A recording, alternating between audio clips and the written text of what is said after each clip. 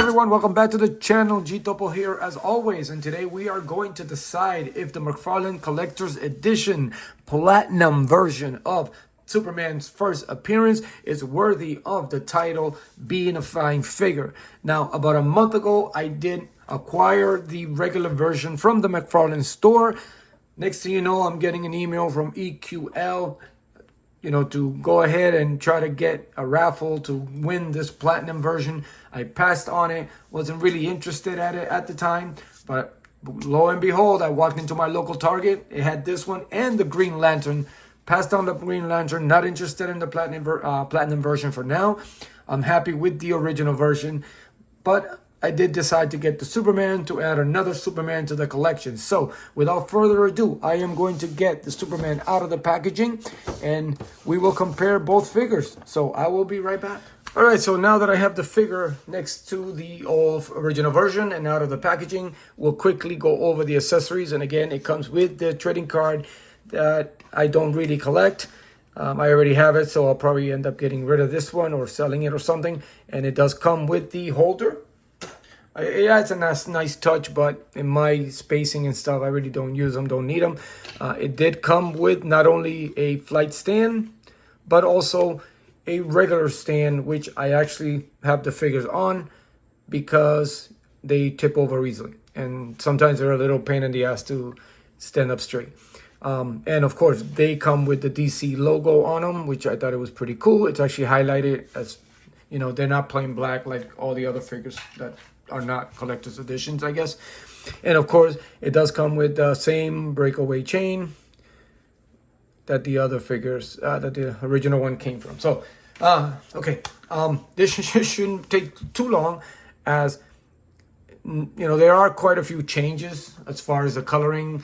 The face sculpt is still the same. I love the face sculpt on these Supermans. Gives you that old vintage 1930s look, which I think is cool. And of course, they have the nice tone on it. It's got the S curl kind of there. It's got the little curl there. I mean, they did great with this head sculpt. The body's still the same infected bodies that most people are beginning to loathe and hate. I really don't care. Yeah, I mean, they could use a better, skinnier version. Hopefully, a classic version would have it. But it doesn't really bother me. I mean, it is a toy after all, and it's a action hero, and they're always full of the muscles and stuff. So I get it. So it's no big deal. But yeah, would I also want a regular Superman body? Yeah, definitely.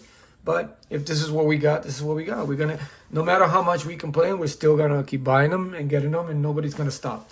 So the outfit, as you can see, the tone on it, it's a little bit more blue, so it kind of does resemble a little bit of the original first appearance. We finally got the red boots. We got the diaper or the underwear over it, which is pretty cool. The hands are still the same, no extra hand. The cape, I think it's also darker, maybe. It's about the same, so they didn't do much with the cape. Now, the S on his chest, I think, is just a little bit too exaggerated.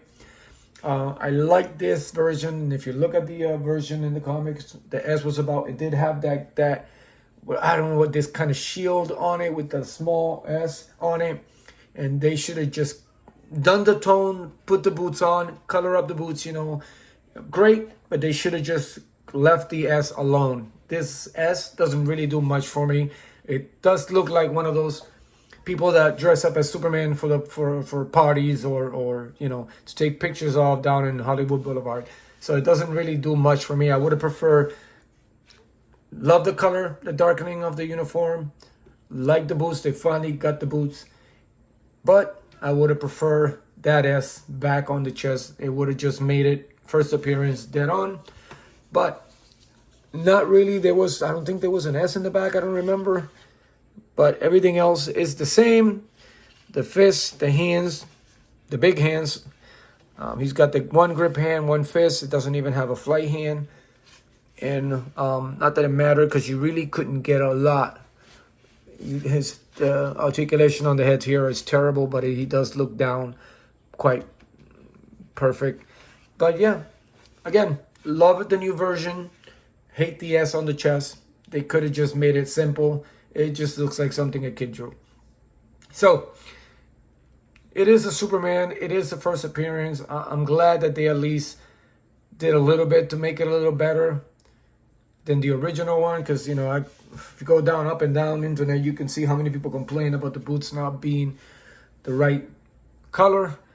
But I guess it was all in their plan, so they can do another quick repaint, charge $30 again, which I think it's a little bit too much, because the other ones cost $25, I think, I remember. I don't know, but it is what it is. I got a hands on another Superman. I got another version of the first appearance Superman, and I'm happy with it. It's an okay, as far as being a fine figure, it's an all right figure. I will take it. Again, the improvements on the boots are great. The improvement on the uniform is great. The S doesn't do it for me. But again, one of the best sculpts, in my opinion, in my collection that I own, is this vintage 30s look.